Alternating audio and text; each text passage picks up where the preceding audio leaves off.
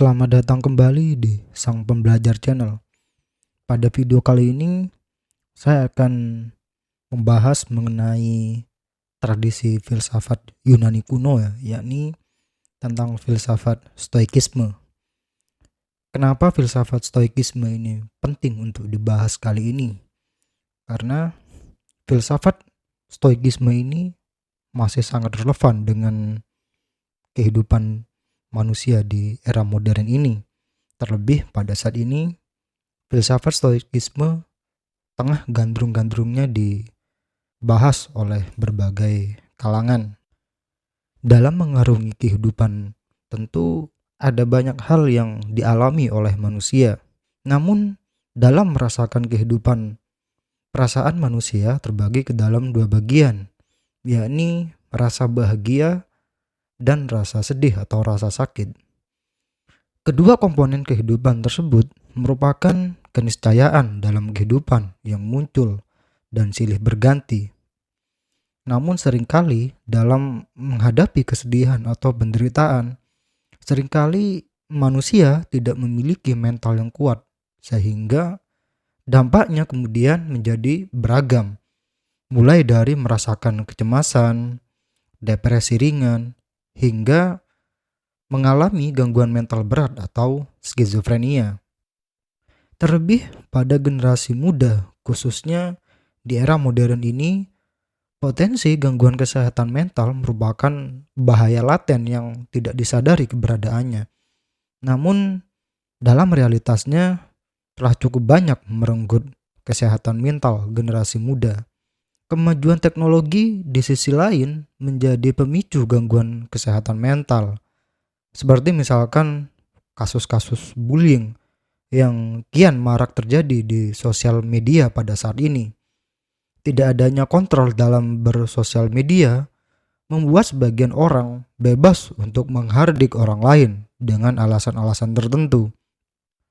Hasil riset kesehatan dasar pada tahun 2018 menunjukkan bahwa gangguan depresi sudah mulai terjadi sejak rentang usia remaja, yakni 15-24 tahun dengan prevalensi 6,2%. Adapun berbagai faktor yang melatar belakangi gangguan jiwa, yang diantaranya adalah faktor perkawinan, di mana suatu perkawinan ketika mengalami keretakan atau broken home atau kegagalan dalam membina rumah tangga, hal tersebut kemudian berpotensi mengalami gangguan kesehatan mental. Kemudian problem orang tua. Problem orang tua ini lebih kepada kasus-kasus orang tua yang mengalami kesepian, tidak mempunyai keturunan, atau bisa saja orang tua yang mempunyai banyak anak namun tidak mampu untuk menghidupi anak-anaknya. Dan kemudian anak-anaknya terjerumus ke dalam berbagai masalah kenakalan remaja. Kemudian penyebab berikutnya adalah hubungan interpersonal.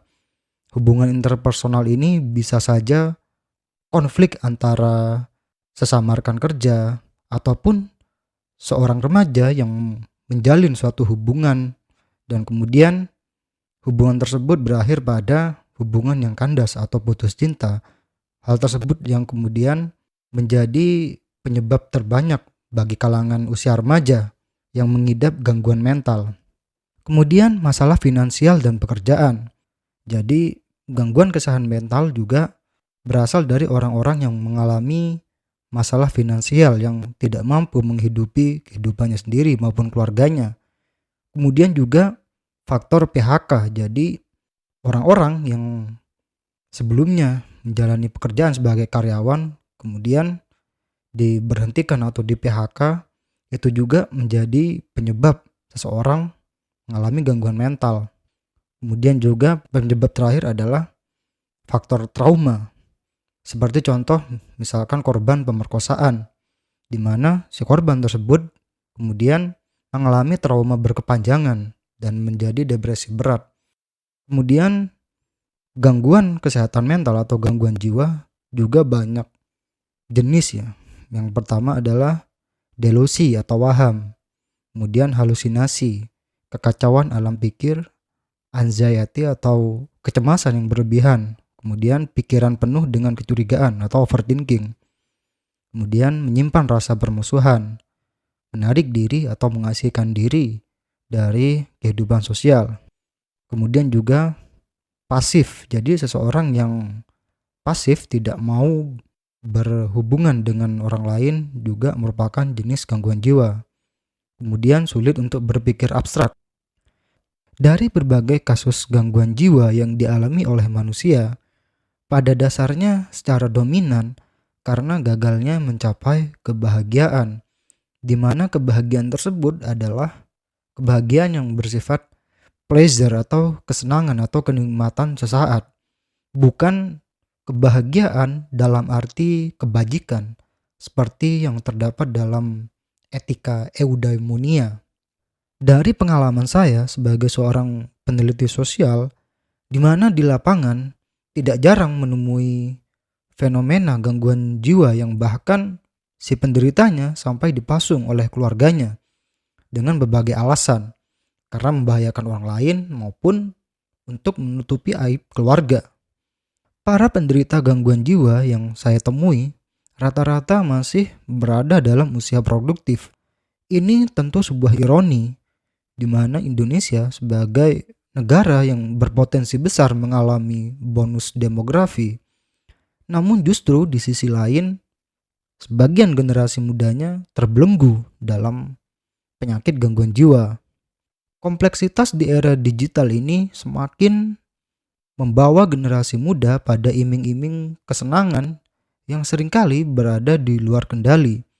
Sehingga ketika kesenangan atau pleasure tersebut berada di luar kendalinya, maka berbagai gejala skizofrenia dapat menghinggapi seseorang. Fenomena-fenomena di era modern ini seperti tren menjadi sultan di usia muda, tren untuk bermain binary opsional yang berkedok trading, dan hubungan percintaan dengan lawan jenis merupakan kesenangan semu yang secara tidak sadar dapat mengganggu kesehatan mental generasi muda pada saat ini. Para pemuda yang terjebak ke dalam buayan kesenangan tersebut dan tidak mampu mengendalikan kehendaknya, kemudian menjadi generasi patah hati. Artinya generasi yang kalah oleh obsesinya dan tidak bisa mengendalikan kehendaknya. Masalah kesehatan mental membutuhkan upaya penanganan serius, mulai dari upaya preventif, yakni membentuk mental tangguh bagi generasi muda, adalah upaya fundamental guna mencegah generasi muda agar tidak menjadi generasi patah hati. Ajaran stoik atau filsafat stoikisme merupakan pilihan penting untuk diajarkan dan diterapkan pada generasi muda untuk membentuk kesehatan mental yang kokoh. Filsafat stoikisme diciptakan di kota Athena oleh Zeno dari Citium pada awal abad ketiga sebelum Masehi. Kemudian filsafat ini juga dianut oleh Marcus Aurelius yang merupakan seorang kaisar. Kemudian Seneca, seorang politisi di era Kaisar Nero, dan seorang mantan budak bernama Epictetus. Dalam pandangan filsafat stoikisme, kebahagiaan diraih ketika manusia secara konsisten tidak mengurusi hal-hal yang di luar kendalinya, orang lain, negara, bahkan dirinya sendiri, tetapi fokus pada hal-hal yang berada dalam kendalinya sendiri. Penilaiannya dan tanggapannya pada sesuatu, namun manusia tidak bisa terlepas dari hal-hal yang di luar kendali itu. Dalam stoikisme ada satu kategori tindakan yang bernama katekon dalam bahasa Yunani, yang artinya hal itu yang layak. Jadi stoik tidak membuat pengikutnya mengambil jarak pada hal-hal eksternal, melainkan diajak untuk mengambil sikap yang layak. Boleh dilakukan tetapi juga boleh tidak dilakukan. Katekon mengandung 3 aspek, yakni bersifat rasional, kemudian selaras, dan diminati. Selaras artinya sesuai atau selaras dengan alam. Para tokoh stoik memiliki begitu banyak nasihat yang diajarkan kepada murid-muridnya maupun yang diterapkan sendiri oleh tokoh-tokoh tersebut. Seperti nasihat Marcus Aurelius yang berbunyi, "Ya, mendapatkan keinginanmu akan sangat membahagiakan. Tapi bukankah itu sebabnya kebahagiaan membuat kita tersandung? Sebaliknya, apakah hal-hal ini mungkin lebih baik jiwa yang agung, memiliki independensi, memiliki kejujuran, kebaikan, dan kesucian? Karena tidak ada yang lebih membahagiakan daripada kebijaksanaan itu sendiri ketika Anda mempertimbangkan betapa yakin dan mudahnya pekerjaan, pemahaman, dan pengetahuan. Kita semua tentu tidak bisa memungkiri bahwasanya kebahagiaan itu merupakan suatu kenikmatan. Namun di sini Aurelius ingin mengingatkan kepada kita seperti ia mengingatkan pada dirinya sendiri bahwa kebahagiaan itu hampir tidak sejalan dengan kebajikan. Dorongan dominan yang berasal dari orientasi seksual hanyalah bersifat sementara.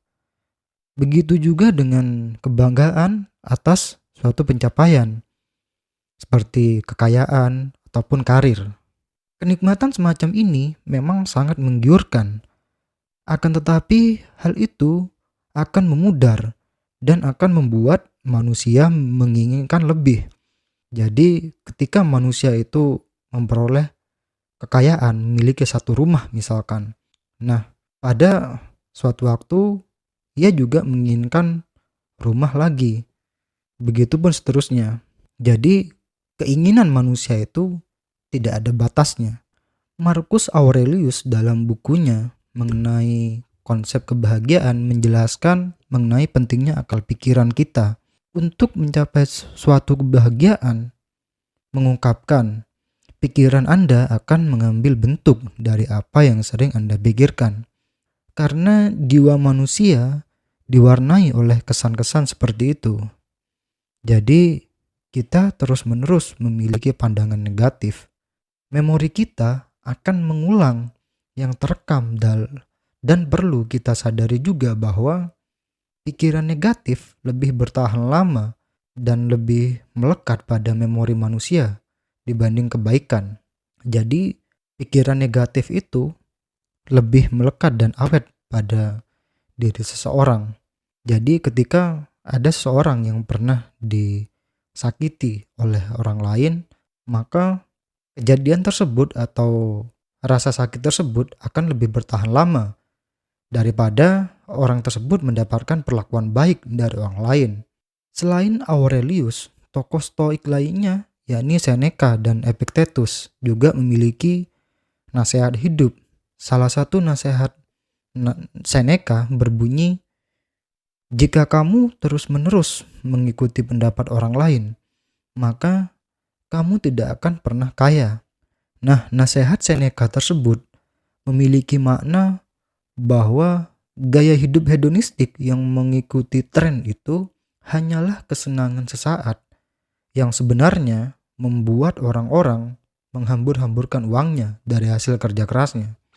Dengan gaya hidup hedonistik yang mengikuti tren tersebut, pada akhirnya seseorang tidak memiliki aset masa depan atau bahkan kehilangan asetnya. Seperti tren bermain aplikasi binary opsional yang berkedok trading seperti Binomo yang telah terbukti menelan banyak korban. Kemudian juga perilaku flexing atau pamer kekayaan untuk menarik simpati orang lain. Bahkan pada beberapa hari yang lalu ada sebuah fenomena rental atau penyewaan motor trail dan iPhone yang digunakan oleh para remaja untuk ajang pamer dalam acara buka bersama dengan teman-temannya.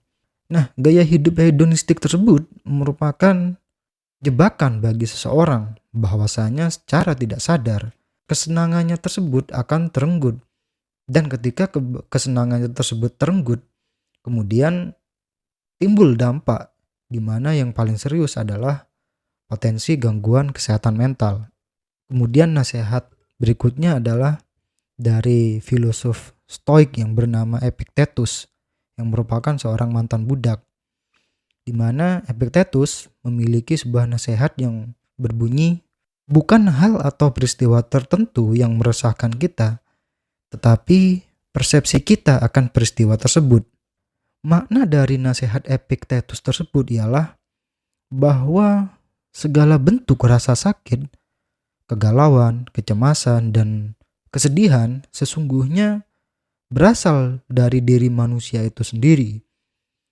Ketika manusia menyadari bahwa ada hal yang tidak dapat ia kendalikan, dalam hal ini Epictetus menyarankan bahwa kita harus selaras dengan kehendak alam, seperti halnya kasus pada anak remaja yang sedang galau karena sedang putus cinta misalkan.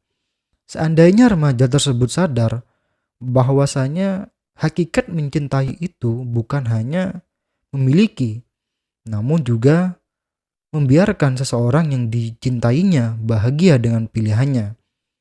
Jika pemuda tersebut memiliki pemikiran yang demikian, maka rasa sakit atau galaunya tidak akan berkepanjangan dan tidak akan mengganggu kesehatan mentalnya. Nah, kemudian apa yang dapat kita simpulkan atau renungkan dari ajaran-ajaran filsafat stoikisme? Filsafat stoikisme merupakan ajaran kuno yang pada saat ini masih memiliki relevansi dengan kehidupan modern, yang lebih memiliki kompleksitas, dan di tengah kompleksitas kemodernan tersebut berpotensi memicu kesehatan mental seseorang, khususnya kaum remaja.